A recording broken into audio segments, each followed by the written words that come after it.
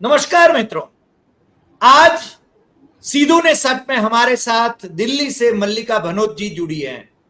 मल्लिका जी गंगा आह्वान संस्था से जुड़ी है और वो जिस प्रकार से पर्यावरण की रक्षा के लिए विविध संगठन काम कर रहे हैं, वो इस संगठन में पिछले 15 साल से काम कर रही हैं।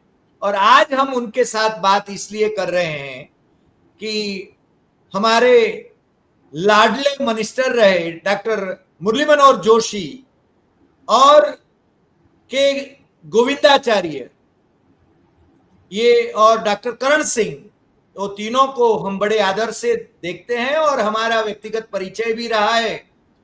और उसमें एक हमारे हिस्टोरियन भी, हमारे लाडले हिस्टोरियन रामचंद्र गुहा, इन सब ने चार धाम यात्रा रूट, जो कि नरेंद्र मोदी का एक ड्रीम प्रोजेक्ट रहा, जिसको सुप्रीम कोर्ट के चीफ जस्टिस यानी जाने माने चीफ जस्टिस, मोदी जी के लाडले चीफ जस्टिस डीवाई चंद्रचूड़ ने ग्रीन सिग्नल दिया था, उसके खिलाफ अब डॉक्टर मुरली मनोहर जोशी जी, गोविंद जी, डॉक्टर करण सिंह जी, रामचंद्र गुहा जी और कई मेरे ख्याल से 57 से ज्यादा लोगों ने हस्ताक्षर करके सुप्रीम कोर्ट के चीफ जस्टिस गवई को एक चिट्ठी लिखी है कि जो पहले जो निर्णय हुआ था उस पर पुनर्विचार किया जाए। हमने सोचा कि इस पर जरा हम संवाद करें मल्लिका जी से। और मल्लिका जी से हमारा सीधा ये सवाल है कि चार धाम यात्रा, पहले तो चार धाम यात्रा के बारे में मल्लिका जी हमें बताएं। पर्यावरण की रक्षा के तो हम भी समर्थक हैं, क्योंकि पर्यावरण की रक्षा के बिना तो हमारा जीना संभव नहीं होगा। और दूसरी बात, 825 किलोमीटर लंबी ये रूट है, लंबा रूट है, उसमें से 638 किलोमीटर का काम हो चुका है। तो अब ये चिट्ठी सुप्रीम कोर्ट के जजमेंट के बारे में पुनर्विचार करने के लिए क्यों लिखी गई, तो आप कृपया इस पर हमें बताएं। और आज हमारे चैनल पर आपका बहुत बहुत स्वागत है और हमारे दर्शकों की ओर से भी मैं आपका स्वागत करता हूं। हमारे दर्शक देश में और विदेश में फैले हैं, 2,35,000 से ज्यादा ग्लोबल सब्सक्राइबर्स हमारे हैं। और आपका संदेश हम चाहेंगे कि देश में और दुनिया में जाए। मल्लिका जी, बहुत बहुत धन्यवाद डॉक्टर हरि देसाई। पहले तो हमें मुलाकात, ये मंच देने के लिए और बुलाने के लिए आपके माध्यम से सभी दर्शकों को भी मैं बहुत बहुत प्रणाम करूंगी। बहुत महत्वपूर्ण सवाल और बहुत महत्वपूर्ण बात पे आज हम चर्चा करने जा रहे हैं। पहले तो मैं आपके सभी दर्शकों को बता दूं कि ये जो चिट्ठी है जिसका अभी आपने संज्ञान लिया है और इस चिट्ठी के बारे में जो आपने अभी इंट्रोडक्शन दिया है, उस चिट्ठी की एक सिग्नेटरी मैं भी हूँ। मैं खुद कई वर्षों से उत्तराखंड मेरी कर्म भूमि है और उत्तराखंड में कई वर्षों से गंगा और हिमालय संरक्षण पे और किस तरीके से एक ऑल्टरनेटिव पॉलिसी, जो सस्टेनेबल डेवलपमेंट की पॉलिसी हो सकती है, उस पे अपने गुरुजनों की कथन पे, उनकी गाइडेंस के आधार पर मैं काफी वक्त से कार्यरत हूँ। महत्वपूर्ण सवाल है। अब उससे पहले मैं आपको ये अपील के बारे में थोड़ा बताना चाहूंगी कि इसमें आपने जो कुछ नाम लिए वो तो हैं ही, और हम लोग करीब 57-58 ऑड सिग्नेटरीज हैं जिन्होंने इकट्ठा होकर, we are representing the voice of the country. हम सिर्फ अकेले अपनी ही नहीं, पूरे देश की आवाज जो है उसको एको करके हमने ये चिट्ठी और हमने ये गुहार जो है ये चीफ जस्टिस के समक्ष रखी है। आपने बहुत महत्वपूर्ण सवाल पूछा कि ये अब क्यों पे मैं थोड़ा सा वक्त बाद आपको इसका जवाब दूंगी, पर पहले मैं आपको ये बता दूं कि ये क्या है। पहले मैं आपको चार धाम का जो ये रोड प्रोजेक्ट है, जैसे आपने बताया कि ड्रीम प्रोजेक्ट एक रहा है हमारे देश का। उत्तराखंड के गढ़वाल क्षेत्र की ये बात है। गढ़वाल क्षेत्र जो है वो गंगा जी का उद्गम स्थली है। गंगा जी हमारे देश की राष्ट्रीय नदी है और इस गंगा जी के उद्गम स्थली की जो मूल जो जगह है उसका नाम है गंगोत्री, जहाँ से गंगा जी उतरी। तो जो 4 धाम की बात हो रही है वो उन 4 पीक्स के बारे में बात हो रही है, उन 4 मंदिर के बारे में बात हो रही है। ये गढ़वाल का ही क्षेत्र है जिसमें ये 4 धाम है। ये वो ट्रेडिशनल 4 धाम नहीं है जो हम अपने शास्त्रों में सुनते आए हैं।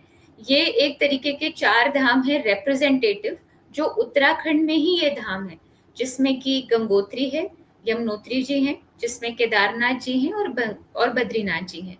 ये 4 जो धाम है, इन चारों धामों की जो यात्रा है वो 4 धाम की एक यात्रा कहलाती है। बहुत ही महत्वपूर्ण यात्रा रही है। सालों से इतने हजारों करोड़ों लोग जो हैं वो इन सभी धामों के दर्शन प्राप्त करने हेतु जाते हैं। अब 4 धाम प्रोजेक्ट जो था ये करीब 2016-17 में इंट्रोड्यूस किया गया। 16-17 के दिसंबर में किया गया। इसकी जो सोच थी वो उसके पहले से डाली गई और जब ये रिलीज किया गया था प्रोजेक्ट तो तब ये बताया गया था कि ये एक रोड वाइडनिंग प्रोजेक्ट है, क्योंकि सड़कें सब जगह हैं। सड़कें जो हैं ये हमारी इन चारों धामों में सड़कें तो थी पर रोड वाइडन नहीं थी, क्योंकि पहाड़ों की आपकी एक लिमिटेशन होती है। तो रोड जो थी वो 3.5 मीटर टाइप की सिंगल लेन थी, कहीं पर 5 मीटर, 5.5-6 मीटर ऐसी भी है। बद्रीनाथ में थोड़ी चौड़ी सड़क है, गंगोत्री धाम में थोड़ी कम सड़क है। तो इन सभी धामों के लिए एक रोड वाइडनिंग प्रोजेक्ट जो था वो इंट्रोड्यूस किया गया और इस रोड वाइडनिंग प्रोजेक्ट का नाम जो है वो 4 धाम परियोजना रखा गया। अब जब इसकी आधारशिला 2017 दिसंबर में जब डाली गई तो ये क्लियर इंट्रोडक्शन था, ये क्लियर एक एस्टैब्लिशमेंट था कि हम चाहते हैं कि जो ट्रैफिक जाता है इन 4 धामों पे वो स्मूथ हो जाए और वो स्मूथ ट्रैफिक के लिए हम रोड वाइडन कर रहे हैं। ठीक है, बढ़िया है। जब रोड वाइडन करने की बात आई तो बात आती है कि आप कितना रोड वाइड कर रहे हैं। भाई सड़क तो है, आप कितना बढ़ाएंगे, क्योंकि आपको लिमिटेशन तो पता ही है इन क्षेत्रों की। हिमालय के ऊपर मुझे पता है कि आपके सभी दर्शकों को भी पता ही होगा कि यंगेस्ट फोल्ड माउंटेन्स कहलाते हैं। उन हिमालय क्षेत्र में western Himalaya is one of the weakest section of Himalaya. उस क्षेत्र में गढ़वाल क्षेत्र जो है वो सबसे ज्यादा संवेदनशील माना जाता है। ये इंडो गैंजेटिक प्लेन्स है और सबसे महत्वपूर्ण बात है कि जैसे मैंने बताया कि ये गैंजेटिक बेसिन है, तो गंगा जी का जो ये उद्गम स्थली है इस पे हमारी ऑलमोस्ट हाफ पॉपुलेशन डिपेंडेंट है। बहुत करोड़ों लोगों की जो डिपेंडेंसी है वो इस रिवर सिस्टम पर है और ये रिवर सिस्टम भी उसी जगह पर है। तो बात ये उठी कि भाई कितना वाइड करेंगे, क्योंकि इंफ्रास्ट्रक्चर प्रोजेक्ट्स जो हैं वो और भी चल रहे हैं, क्या हो रहा है। तो जो परियोजना है उसका ये प्लान था कि हम double lane plus paved shoulder सड़क बनाएंगे। डबल लेन का अर्थ होता है 7 मीटर चौड़ी सड़क, टार्ट सरफेस। पेव्ड शोल्डर का अर्थ होता है सीमेंटेड शोल्डर, जो आप साइड में देखते होंगे कि जैसे आपकी सड़क जब जाती है तब यहाँ पे 2 सफेद धाराएं लगती हैं और उसके इस तरफ और इस तरफ उसे हम शोल्डर कहते हैं। तो 7 मीटर डबल लेन हो गई और 1.5 मीटर तो हो गया करीब 10 metre tarred surface. Tarred surface के अलावा जो इसकी फॉर्मेशन विथ होती है, मतलब जब आप सड़क बना रहे हैं तो उसके साथ में आप ड्रेन कल्वर्ट्स डालते हैं, तो 12 मीटर की आपकी फॉर्मेशन विथ हो गई। अब 12 मीटर की फॉर्मेशन विथ को अटेन करने के लिए आपको एक राइट ऑफ वे होता है, जो लैंड आप अक्वायर करते हैं ताकि भविष्य में कभी आपको रोड को और डेवलप करना हो तो आपको नया लैंड अक्वायर ना करना पड़े। तो ये प्रिंसिपल रहता है कि जितनी फॉर्मेशन विथ होती है उसका डबल जो होता है वो लैंड आपका ROW में अक्वायर किया जाता है। थोड़ा सा मैं आपको टेक्निकल इसलिए बता रही हूँ ताकि आप जरूरी है, ये जरूरी है। हाँ, तो जब 24 मीटर को काटने की बात आई तो हमने ये देखा कि 2017-18 में जब ये प्रोजेक्ट स्टार्ट हुआ तो अब हम वो जो रोड वाइडनिंग के टेंडर वगैरह जब पेपर में रिलीज होने लगे उत्तराखंड में, तो पता चला अरे अच्छा तो ये सड़क चौड़ी हो रही है। जब हमने देखा कि पेड़ों की कटान कितनी हो रही है, तो पता चला कि 24 मीटर ROW होएगा, अक्वायर होएगा। तो देखा गया कि जो पहाड़ हैं वो एकदम बिल्कुल ऐसे कट पा रहे हैं, क्योंकि जगह नहीं है पहाड़ों में 24 मीटर अंदर जाने की, तो आपको जी सिधाई में काटना पड़ेगा। तो जो वो सिधाई में काट रहे हैं, तो अब पहाड़ तो ऐसे होते हैं स्टेबल, अब आप सिधाई में पहाड़ काटेंगे तो गिरेगा ही, ये तो कोई रॉकेट साइंस भी नहीं। तो अब जब पहाड़ ऐसे हैं तो आप कितनी ही दीवार यहाँ पे लगा लें, या आप ऐसे हैं कितनी ही दीवार लगा लें और वो अंदर से पोप लें, तो ऊपर से तो पहाड़ आएगा ही आएगा। नीचे निश्चित। आपकी नदी है, यहाँ पे आपकी सड़क है, और ऊपर आपका पहाड़ है। अब ये तो टेरेन है, इसकी तो लिमिटेशन है ही है। तो हम लोगों का ये था कि सबसे पहले जब हमने ये समझने की कोशिश करी कि चारधाम प्रोजेक्ट का क्या है, तो इतना बड़ा प्रोजेक्ट है, जैसे आपने अभी बताया कि 825 किलोमीटर कुछ का प्रोजेक्ट है। हमारे देश में जो इन्वायरमेंट प्रोटेक्शन एक्ट का जो नियम है, जो लागू है, वो कहता है कि अगर 100 किलोमीटर से ज्यादा कोई भी सड़क चौड़ी या कोई भी प्रोजेक्ट होएगा, तो उसका एक इन्वायरमेंट इम्पैक्ट असेसमेंट जो होता है वो अनिवार्य होता है। जी इन्वायरमेंट इम्पैक्ट असेसमेंट में आप ये देखते हैं कि इस पर्टिकुलर इंफ्रास्ट्रक्चर का क्या क्या प्रभाव पड़ेगा, पेड़ कट रहे हैं तो उसका क्या प्रभाव पड़ेगा, जो आपका डेब्री जनरेट हो रहा है जब आप पहाड़ काटते हैं तो मिट्टी निकलती है वो कहाँ जाएगी, उसका क्या प्रभाव पड़ेगा, और वो प्रभाव कहीं ऐसा तो नहीं है कि वो बहुत ज्यादा नुकसान करेगा। तो इसका आंकलन करके फिर उसके मेथड्स वगैरह दे करके फिर उस प्रोजेक्ट को क्लियरेंस दी जाती है by the ministry of environment.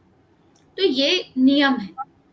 तो हमने सोचा कि भाई इतना बड़ा प्रोजेक्ट है तो एनवायरनमेंट क्लियरेंस तो होएगी, क्योंकि 100 किलोमीटर का होता है तो बेसिक तो पता चला कि क्या हुआ कि पूरे के पूरे प्रोजेक्ट को 53 छोटे छोटे भागों में बांट दिया गया, और ओह 50 स्मॉल प्रोजेक्ट्स में बांट दिया गया, और हर एक प्रोजेक्ट को 100 किलोमीटर से कम दिखाया गया। अब हर एक प्रोजेक्ट को 100 किलोमीटर से कम दिखाया, तो इस तरीके से एनवायरनमेंट इम्पैक्ट असेसमेंट बाईपास हो गया और कोई क्लियरेंस की रिक्वायरमेंट भी नहीं हुई।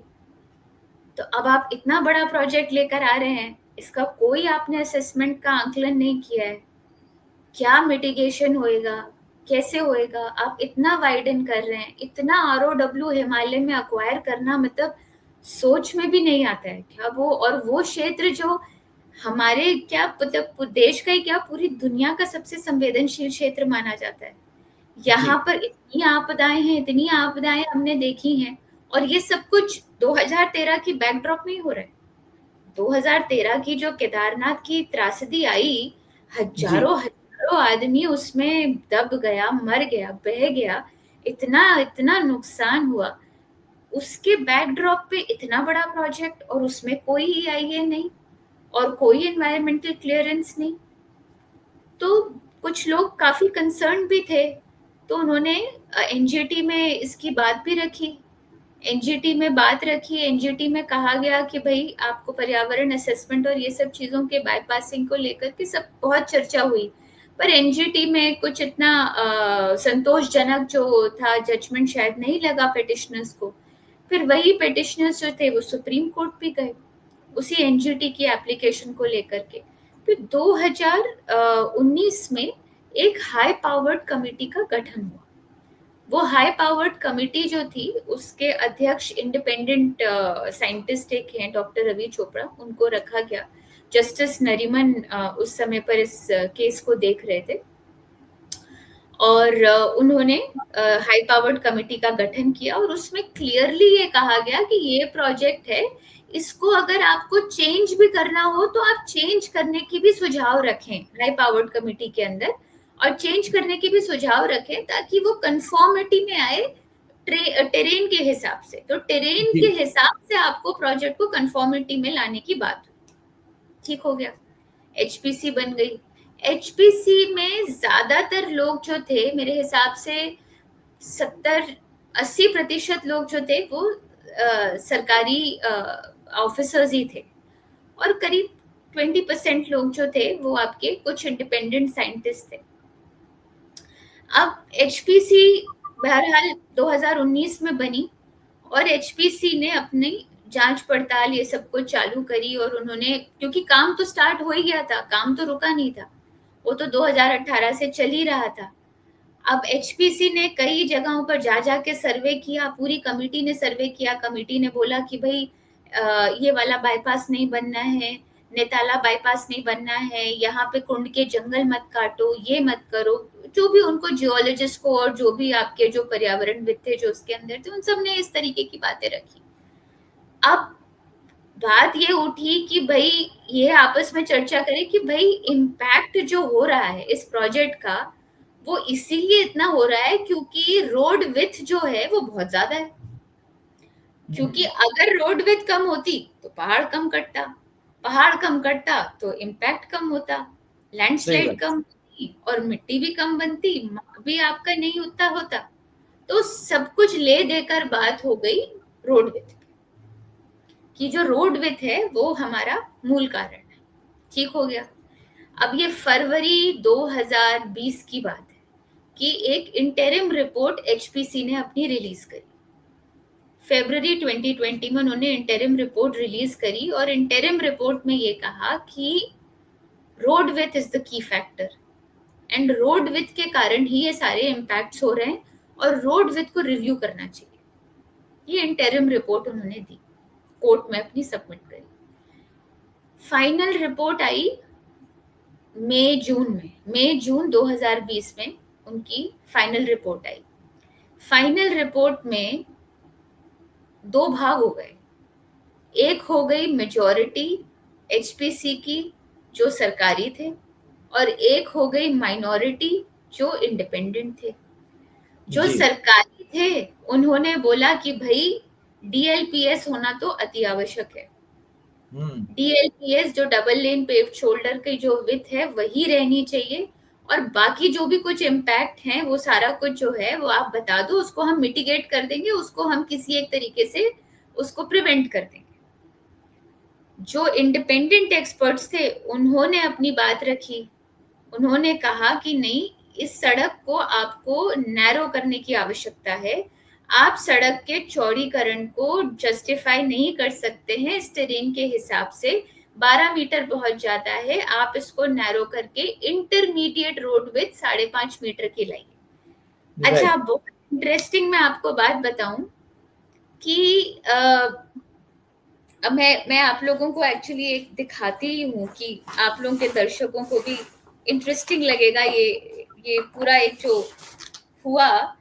इसमें आप यकीन माने कि दो जो इंडिपेंडेंट एक्सपर्ट्स थे उन्होंने एक स्टेटमेंट बताया। उन्होंने बताया कि 2018 में मिनिस्ट्री ऑफ रोड ट्रांसपोर्ट का ये प्रोजेक्ट है और मिनिस्ट्री ऑफ रोड ट्रांसपोर्ट ने ही एक अपनी नोटिफिकेशन रिलीज करी है मार्च 2018 की। जो नोटिफिकेशन जो है वो क्लियरली बता रही है कि पहाड़ों में किस तरीके की सड़क होनी चाहिए। और वो नोटिफिकेशन जो है वो कह रही है कि भाई पहाड़ जो है वो बहुत संवेदनशील हैं और इन पहाड़ों पर इतनी चौड़ी सड़कें जो double lane plus paved shoulder सड़क है वो फीजिबल नहीं है। तो इन जगहों पर इन पहाड़ों में जो सड़क होनी चाहिए वो इंटरमीडिएट रोड विड्थ 5.5 मीटर की होनी चाहिए। ये खुद मिनिस्ट्री ऑफ रोड ट्रांसपोर्ट का सर्कुलर है।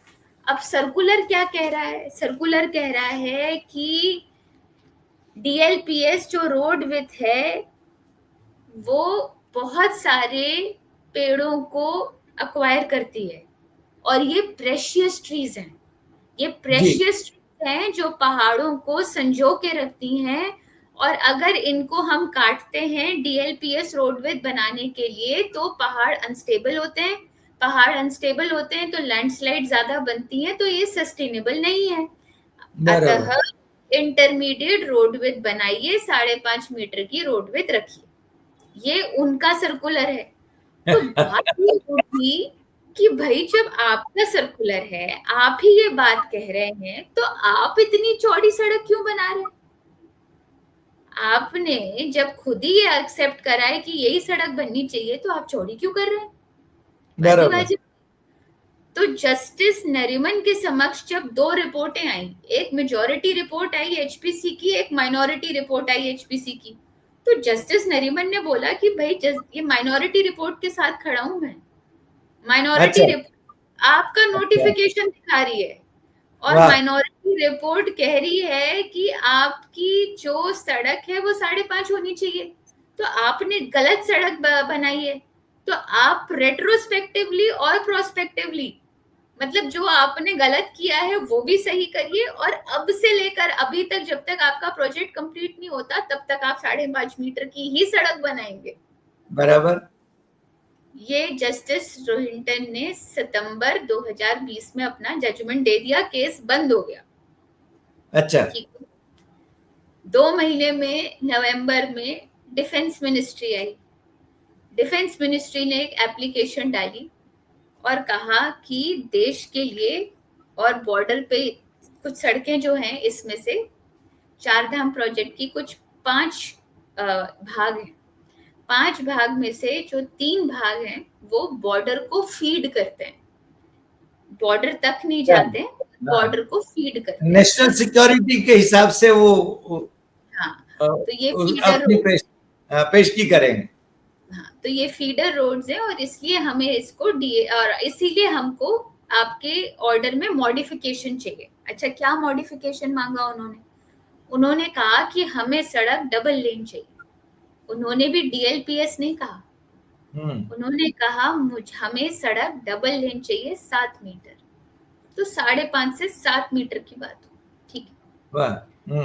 आया जस्टिस नरीमन ने मसौदा वापस एचपीसी को दे दिया और कहा कि भाई देखो, ये डिफेंस वाले एप्लीकेशन लेकर आए हैं, एचपीसी वालों दोबारा से बैठो, बात करो और मुझे बताओ कि क्या करना है, तुम्हारा क्या सजेशन है। बराबर। अब वो एप्लीकेशन को इस्तेमाल करते हुए रोड ट्रांसपोर्ट मिनिस्ट्री ने क्या किया, आप ये देखिए। रोड ट्रांसपोर्ट मिनिस्ट्री ने 2020 में ये सर्कुलर निकाला और उन्होंने कहा कि जो 2018 का हमारा नोटिफिकेशन है उसको हम अमेंड कर रहे हैं, और उसके अमेंडमेंट में हम ये लिख रहे हैं कि जो सड़कें पहाड़ों पर हैं पर वो फीडर रोड हैं, उन सड़कों को हम 10 मीटर चौड़ा ही बनाएंगे, डीएलपीएस ही बनाएंगे। इतना प्रेशर क्यों? मुझे लगता है कि ये इसलिए भी था क्योंकि डीएलपीएस जो था ये बन चुका था, डीपीआर रिलीज हो चुके थे, कॉन्ट्रैक्ट्स दे चुके थे, काम हो चुका था, काम मतलब इनिशिएट हो चुका था, कॉन्ट्रैक्ट्स रिलीज हो गए थे, टेंडर्स रिलीज हो गए थे। तो सरकार को अपना जो काम उन्होंने कर दिया था, क्योंकि ईआईए भी नहीं हुआ, उन्होंने देख ही लिया था कि सब कुछ ही शुरुआत से ही जो जिस तरीके से ये प्रोजेक्ट बना था, ये बना तो था प्रोजेक्ट, दिखा रहे कि ये पॉलिटिकल प्रोजेक्ट था, क्योंकि ये प्रोजेक्ट जो है ये पॉलिटिकल है एक तरीके से, तो उसमें एक जल्दबाजी थी। अगर जल्दबाजी नहीं होती तो एनवायरमेंट इम्पैक्ट असेसमेंट होता, उसमें पूरा 1 साल लगता, आपका क्लियरेंस होता, सब कुछ होता, आप उसमें मिटिगेशन प्लान करते, सब कुछ करते, आप लॉन्ग टर्म सोचते, बट एक इम्प्लीमेंटेशन की जल्दी थी। अब इम्प्लीमेंटेशन की जो जल्दी थी उसमें जो भी सरकार का जो भी कारण हो, मैं उस पर कमेंट नहीं कर पाऊंगी और करना भी नहीं चाहूंगी, क्योंकि वो मुद्दे से हमें भटकाता है। मुद्दा यही है कि जो टेरेन है वो लिमिटेड है, सड़क आप स्ट्रेंथन करिए, बहुत अच्छी बात है। मैंने पेटिशनर्स के पेटिशन डिटेल में पढ़े हैं और उनके सारे सबमिशंस का अध्ययन करा है, कभी भी किसी भी पेटिशनर ने सड़क का विरोध नहीं किया। जी। सारे पेटिशनर्स ने कहा है कि सड़क आप बनाइए, हमें अपने देश के विकास में हम आपके साथ खड़े हैं, पर आप जो लिमिटेशन है उसको आप ध्यान में रखिए, और जरूरी भी है ना ध्यान में रखना। आप समझिए कि आप अपने हर एक जगह की एक कैरिंग कैपेसिटी होती है, हमारे पहाड़ों की, हिमालय क्षेत्र की और खास करके गंगा जी के क्षेत्र की एक कैरिंग कैपेसिटी है, और वो थ्रेशोल्ड पार कर रही है, कर चुकी है, तभी तो ये इतनी आपदाएं हो रही हैं और सही बात। संवेदनशील क्षेत्र है। तो उन्होंने तो बोला कि आप फिर नरीमान ने क्या कहा, और नरीमान से ये इनके पास, चंद्रचूड़ के पास कैसे गए? तो बेसिकली क्या हुआ कि जब 2020 में ये नोटिफिकेशन आ गया कि डीएलपीएस होएगा करके, तो उसके बाद तब तक जस्टिस नरीमन जो थे वो रिटायर हो गए थे, रिटायर हो चुके थे। हाँ। तो अब फिर उसके बाद जो नई बेंच बनी उसमें जस्टिस चंद्रचूड़ हेड कर रहे थे वो बेंच, और बाकी 2 जजेस और थे, 3 जजेस की ये बेंच थी जी। तो अब इन 3 जजेस की बेंच ने दोनों रिपोर्ट्स को, जो माइनॉरिटी की रिपोर्ट थी, माइनॉरिटी वालों ने कहा कि भाई अगर आप डिफेंस को भी मद्देनजर रखते हैं तो जो स्टेबल इन्वायरमेंट है वो बेस्ट डिफेंस है। अगर आप ऐसी सड़क बना रहे हैं जो अनसस्टेनेबल है और जो बार बार पहाड़ गिराएगी, तो वो डिफेंस के लिए भी स्टेबल नहीं है, वो डिफेंस के लिए भी उसका कोई औचित्य नहीं है। तो उन्होंने कहा कि जब डिफेंस के लिए स्टेबल सड़क होना उतनी ही आवश्यक है जितनी की दूसरे पर्पसेस के लिए, तो उन्होंने अपनी बात को वहीं रखा। उन्होंने कहा कि ब्लैंकेट वाइडनिंग जो है डीएलपीएस रोड विड्थ के साथ ये नहीं होनी चाहिए। आप सड़क को 5.5 मीटर के रखिए, इस फॉर्मेशन विथ आपके कर्व्स पे आपको अपनी कोई आर्टिलरी लेकर जानी है तो आप अपने कर्व्स को स्ट्रेंथन करिए पहाड़ों में, पर आप फॉर्मेशन विथ कम रखिए और कट एंड फिल का मेथड अडेप्ट करिए। कट एंड फिल का मतलब होता है, अभी क्या हो रहा है, कट एंड डंप होता है। तो कट एंड डंप का मतलब होता है पहाड़ काटो, जो मक जनरेट हो रहा है उसको नीचे खाई में डंप कर दो। उन्होंने कहा कि आप वैली साइड अप्रोच लीजिए, नीचे की तरफ से आप दीवार डालिए, जहां पे आपका हार्ड रॉक बेस है वहां पर आप ये करिए, और हर जगह पर आप क्रिएटिवली टेरेन के हिसाब से डेलिकेटली चलिए और रोड को स्ट्रेंथन करिए। बहुत अच्छा, ये तो बहुत अच्छा और बहुत ही साइंटिफिकली साउंड सजेशन। तो ये चंद्रचूड़ का जजमेंट आया जी, ये 2021 14 दिसंबर 2021 का जजमेंट है। तो उसके बाद में समस्या कहाँ निर्माण हुई? सॉरी, किसका? मैं समझी नहीं। समस्या कहाँ निर्माण हुई उसके बाद में? तो जस्टिस चंद्रचूड़ ने कहा कि भाई we can not second guess the needs of defence in the country. तो उन्होंने कहा कि जो 2020 का जो अमेंडेड नोटिफिकेशन है वही प्रिवेल करेगा। उन्होंने डीएलपीएस रोड विड्थ को 2020 के ही नोटिफिकेशन को प्रिवेल करने को कह दिया। अब बात इधर पे आ गई कि अब जब इसको हरी झंडी मिल गई, पर केदार घाटी और यमुनोत्री घाटी जो है, 5 स्ट्रेचेस में से ये जो 2 घाटियां हैं ये फीडर रोड्स नहीं है, तो यहाँ पे तो इंटरमीडिएट रोड विड्थ ही होनी चाहिए, ऐसा जस्टिस चंद्रचूड़ के जजमेंट में भी कहा गया है। पर जस्टिस पर फिर भी वहां पे डीएलपीएस ही बन रहा है वहां पे। तो बात फिर यहाँ पे बहुत इंपॉर्टेंट आ जाती है कि आपने जो सोचा था वही आप करेंगे, और बाकी सारी चीजें जो थी वो उसके हिसाब से मोल्ड हो गई समहाउ। यानी अब बात किस चीज, 825 किलोमीटर की रोड है, 880 किलोमीटर टोटल स्ट्रेच है इसका। 880। 880। अच्छा, उसमें से 638 हो गई। हाँ, ऑलमोस्ट ज्यादा हो गई, ज्यादा हो गई होगी, इससे ज्यादा भी हो गई होगी अब तो। आई थिंक अच्छा, ये काम निरंतर चल रहा है, काम निरंतर चल रहा है। Hell with the environment.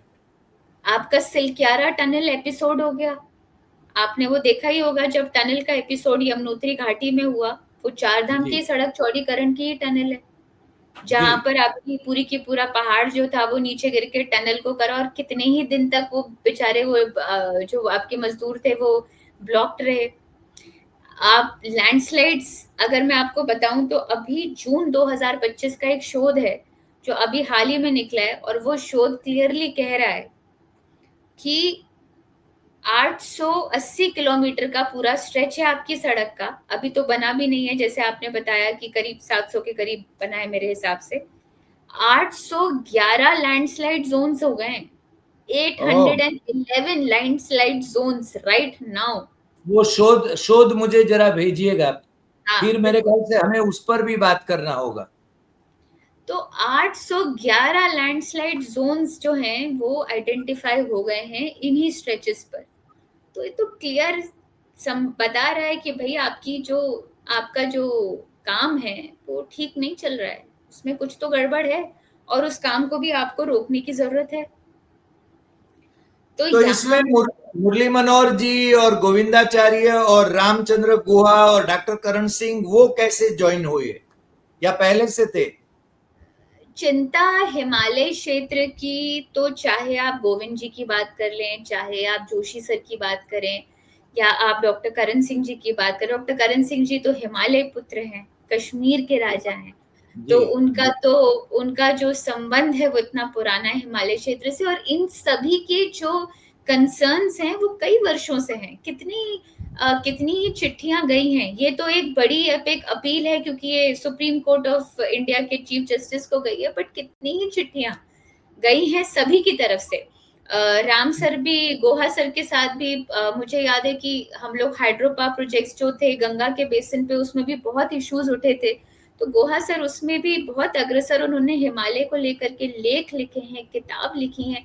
तो जो कंसर्न है जो सभी सिटीजन्स का, वो तभी आप देखें, अगर आप इस अपील को भी पढ़ेंगे तो उस अपील में भी हमने क्लियरली ये बात लिखी है कि हम तो सिर्फ देश की आवाज रिप्रेजेंट कर रहे हैं। हम कुछ लोग हैं जो इकट्ठा होकर साइन करके अपनी देश की आवाज रिप्रेजेंट कर रहे हैं। और इसमें भी हमने बहुत एक पर्टिकुलर जो बात रखी है इस अपील में, वो हमने रखी है भागीरथी इको सेंसिटिव जोन की। एक बात है जो बहुत इम्पैक्ट करेगी इस पर्टिकुलर जजमेंट्स को, क्योंकि जी ये जो जजमेंट है, हालांकि ये तो पहाड़ी क्षेत्र, माउंटेनियस रीजन्स ऑल ओवर के लिए, तो चाहे वो लद्दाख की सड़क हो, चाहे आपके गढ़वाल की सड़क हो, जहां कहीं पर भी आपका फीडर रोड्स की सड़क रहेगी, वो इस नोटिफिकेशन को पालन करना ही पड़ेगा जैसा जजमेंट हिसाब से। पर भागीरथी इको सेंसिटिव जोन एक बहुत संवेदनशील क्षेत्र है जहां पर हाल ही में आपकी धराली की आपदा हुई। जो धराली की आपदा है वो भागीरथी इको सेंसिटिव जोन में हुई। अब भागीरथी क्या है? जहां से गंगा जी उतरी, गंगोत्री जी जो धाम है हमारा, वहां से जहां से गंगा जी उतरी हैं, क्योंकि ये गंगा जी का आखिरी नैसर्गिक प्रवाह है। इसके अलावा हमारे पास कोई बहती गंगा नहीं है इस देश में। 2500 किलोमीटर में से केवल ये 100 किलोमीटर है जहां गंगा अपने मूल रूप में बहती हैं। तो इसको आइडेंटिफाई करते हुए 2012 में केंद्र सरकार ने भागीरथी के आसपास जो पूरा वाटरशेड एरिया है उसको Bhagirathi eco sensitive zone declare कर दिया था। अब भागीरथी इको सेंसिटिव जोन में जितनी भी एक्टिविटीज होती है उनको 3 भागों में बांटा गया है। एक प्रोहिबिटेड है, एक रेगुलेटेड है और प्रमोटेड है। जी। तो बेसिस क्या है इसका? बेसिस है कि आपको वाटरशेड को प्रोटेक्ट करना है ताकि गंगा का ये नैसर्गिक प्रवाह जो है ये बना रहे, बरोबर। तो अभी हमें ये काम करना है कि हमें उनका नैसर्गिक प्रवाह बनाना है।